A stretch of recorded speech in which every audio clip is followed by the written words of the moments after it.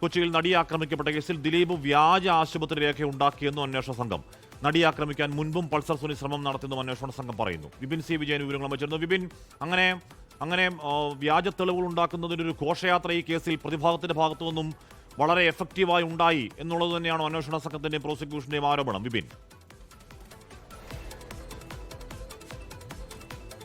അതേ അശ്മിയെ, അന്വേഷണ സംഘത്തിന്റെ പ്രധാനമായിട്ടുള്ള 2 കണ്ടെത്തലുകളാണ് ഇപ്പോൾ പുറത്തു വരുന്നത്. അതിലേറ്റവും പ്രധാനം ഈ നടിയെ ആക്രമിക്കാൻ ഇതിനു മുൻപും ഒരു ശ്രമം ഉണ്ടായിട്ടുണ്ട് എന്നുള്ളതാണ്. അത് ഗോവയിൽ വെച്ചായിരുന്നു. ഒരു സിനിമയുടെ ഇപ്പോൾ ഇവിടെ നടക്കുന്ന ഹണിബി 2 എന്നുള്ളൊരു സിനിമയുമായിട്ട് ബന്ധപ്പെട്ടിട്ടുള്ള ഒരു ഷൂട്ട് അത് ഗോവയിൽ വെച്ച് നടക്കുന്നു. ഈ ഗോവയിൽ വെച്ച് നടന്ന സമയത്തും ഈ നടിയെ ആക്രമിക്കുന്നതിന് വേണ്ടിയിട്ടുള്ള ശ്രമം ഉണ്ടായിട്ടുണ്ട്.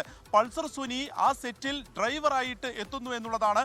നടിയുടെ ഡ്രൈവറായിട്ട് എത്തുന്നു. അങ്ങനെ എയർപോർട്ടിൽ നിന്ന് കൊണ്ടുവരുന്ന വഴിക്ക്, അതായത് ഈ സെറ്റിലേക്ക് ഈ അതിജീവിതയെ കൊണ്ടുവരുന്ന ഇടയ്ക്ക് ആക്രമിക്കാനായിരുന്നു പദ്ധതിയിട്ടത്. പക്ഷേ മേക്കപ്പ് മാൻ കൂടെ ഉണ്ടായതുകൊണ്ട് അന്ന് ആ ശ്രമം ഉപേക്ഷിക്കുകയും ഫെബ്രുവരി 17-ന് നടപ്പാക്കുകയും ചെയ്തു എന്നുള്ളതാണ് അന്വേഷണ സംഘത്തിന്റെ ഏറ്റവും പ്രധാനമായിട്ടുള്ള ഒരു കണ്ടെത്തലുള്ളത്. അപ്പോൾ അത് കരുതിക്കൂട്ടിയുള്ള ഒരു ഗൂഢാലോചനയുടെ ഭാഗമാണ്, സ്പോണ്ടേനിയസ് ആയിട്ട് പെട്ടെന്നുള്ള ഒരു പ്രൊവോക്കേഷന്റെ ഭാഗമായിട്ടുണ്ടായതല്ല ഈ അക്രമമെന്ന് കൃത്യമായി തെളിയിക്കുന്ന ഒരു തെളിവായിട്ട് കൂടി അത് മാറുകയാണ് അന്വേഷണ സംഘത്തിന്റെ ഈ കണ്ടെത്തൽ.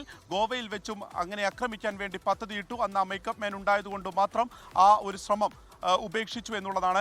മറ്റൊന്നുള്ളത്, ദിലീപ് വ്യാജരേഖ ഉണ്ടാക്കി എന്നുള്ളതാണ്. ആശുപത്രിയിൽ ഈ ഒരു ഘട്ടത്തിൽ ആക്രമിച്ച ആ ഒരു സമയത്തൊന്നും താൻ ഉണ്ടായിരുന്നില്ല, താൻ ആശുപത്രിയിൽ ചികിത്സയിലായിരുന്നു എന്ന് വരുത്തി തീർക്കുന്നതിന് വേണ്ടി 14/2/2017 മുതൽ, അതായത് ഫെബ്രുവരി 14 മുതൽ 21 വരെ താൻ ആശുപത്രിയിലായിരുന്നു എന്നുള്ള ഒരു വ്യാജരേഖ ഉണ്ടാക്കി, അവിടെ അഡ്മിറ്റ് ആയിരുന്നു എന്നുള്ള വ്യാജരേഖ ഉണ്ടാക്കി എന്നുള്ളതും അന്വേഷണ സംഘം കണ്ടെത്തിയിട്ടുണ്ട്. ഈ 17-നായിരുന്നു നടി ആക്രമിക്കപ്പെട്ടത്. അതായത് ആ സമയത്ത് താൻ ഉണ്ടായിരുന്നില്ല, താനുമായിട്ട് പല ഭാഗങ്ങളിൽ വെച്ച് ഗൂഢാലോചന നടന്നു എന്നുള്ളതൊന്നും ശരിയല്ല, താൻ ആശുപത്രിയിലായിരുന്നു, അഡ്മിറ്റ് ആയിരുന്നു എന്ന് സ്ഥാപിക്കാൻ വേണ്ടിയിട്ടായിരുന്നു അത്തരത്തിലുള്ള ഒരു നീക്കം നടത്തിയത്. പക്ഷേ ഈ പറഞ്ഞ ആശുപത്രിയിലൊന്നും തന്നെ ദിലീപ് അഡ്മിറ്റ് ആയതിൻ്റെ രേഖകൾ ഹാജരാക്കാൻ കഴിഞ്ഞില്ല, അങ്ങനെ പേര് ഉണ്ടായിരുന്നില്ല. ഇതാണ് അന്വേഷണ സംഘം കണ്ടെത്തിയിരുന്നത്.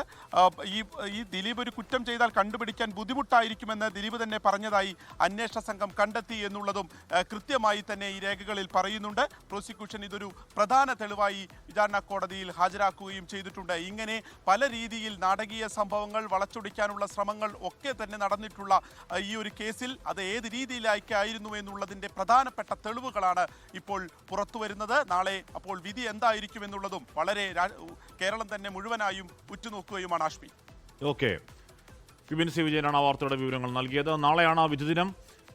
ഒരു ഘട്ടത്തിൽ ഈ കേസ് ഏതാണ്ട് പുക പടലങ്ങളൊക്കെ അടങ്ങി ഏതാണ്ട് തീർന്നു, ഏതാണ്ട് ആ കേസ് ഡെഡായി.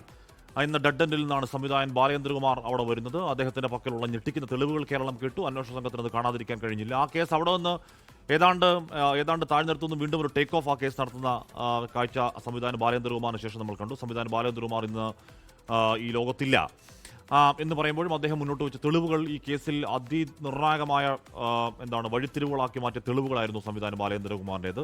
എന്താകും അതിന്റെ ഒക്കെ ആത്യന്തിക ഫലം എന്നറിയേണ്ടത് നാളെയാണ്. ലോകത്തെവിടെയായാലും ഏത് സമയത്തും 24 വാർത്തകളും ഓഗ്മെന്റഡ് റിയാലിറ്റി പാക്കേജുകളും എക്സ്പ്ലെയിനറുകളും വിശദമായി കാണാൻ ഞങ്ങളുടെ യൂട്യൂബ് ചാനൽ നിങ്ങൾക്ക് സബ്സ്ക്രൈബ് ചെയ്യാം.